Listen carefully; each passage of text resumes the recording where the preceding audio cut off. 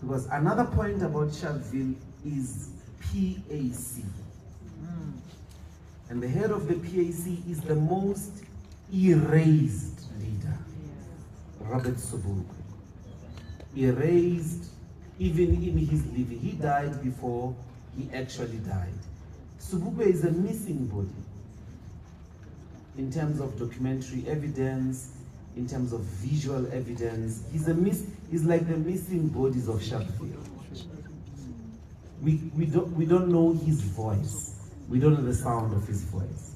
But incidentally, Mandela admits, not in Long Walk to Freedom only, but also in the conversations with myself, that as they started MK and traveled in the continent to look for money, each and every single African president said to him and Oliver Tambo, why don't you wait for Sobukwe to come back from prison so that you can unite with the PAC?